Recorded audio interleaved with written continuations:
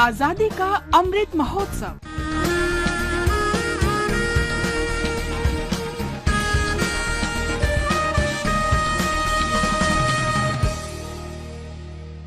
आजादी का सफर आकाशवाणी समाचार के साथ आज हम याद कर रहे हैं स्वाधीनता सेनानी और भारत के पूर्व राष्ट्रपति नीलम संजीव रेड्डी को। उनका जन्म आंध्र प्रदेश के वर्तमान अनंतपुर जिले में हुआ था।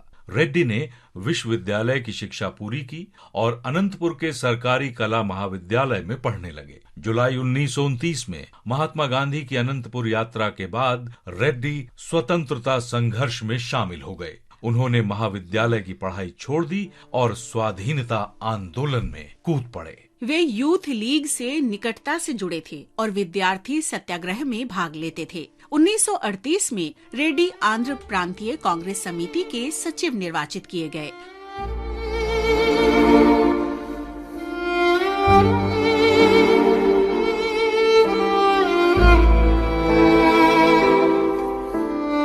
उन्नीस में भारत छोड़ो आंदोलन के समय रेड्डी को गिरफ्तार किया गया और अमरावती कारागार भेज दिया गया। कारागार में उन्होंने स्वतंत्रता सेनानियों टी प्रकाशम, एस सत्यमूर्ति, के कामराज और वीवी गिरी के साथ सजा काटी। रेड्डी 1945 में रिहा किए गए। 1946 में मद्रास विधानसभा के लिए निर्वाचित हुए। 1953 में वो आंध्र राज्य के उप मुख्यमंत्री बने और फिर 1956 में आंध्र प्रदेश के प्रथम मुख्यमंत्री बने।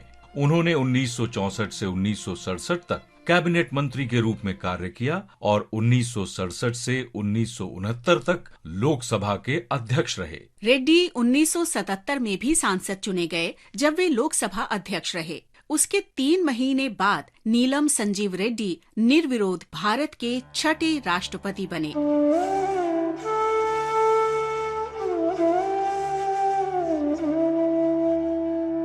"30 years have gone past since we became free. The events of the recent past have proved the maturity of thought and action of the millions of our toiling countrymen who have confirmed our belief in the democratic way of life. Today we can hold our heads high as the world's largest democracy. And if the democratic way of life is to last, we must look inwards and examine our thoughts and actions."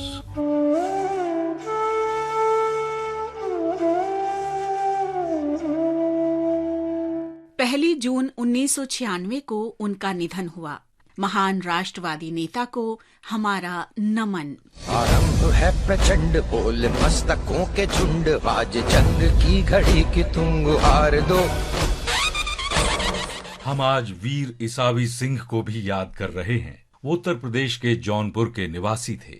इसावी Singh 1857 में भारत के प्रथम स्वतंत्रता संघर्ष के समय जौनपुर में अंग्रेजों से लड़ रही सेना में शामिल हो गए। उन्होंने सरकारी गोदाम लूटने के अभियान में भाग लिया और वहीं गोदाम के संरक्षक डेविस की हत्या कर दी। इसावी सिंह को पकड़ लिया गया और मृत्यु दंड की सजा दी गई। उन्हें 1 जून 1858 को फांसी दे दी गई। वीर इसावी सिंह को हमारा शत शत नमन।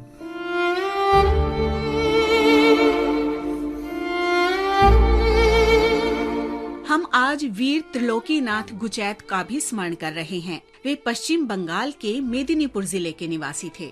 उन्होंने सविनय अवज्ञा आंदोलन के समय कोई कर नहीं अभियान में भाग लिया था। 1 जून 1930 को पुलिस की गोली लगने से उनकी मृत्यु हुई। उनको शत शत नमन।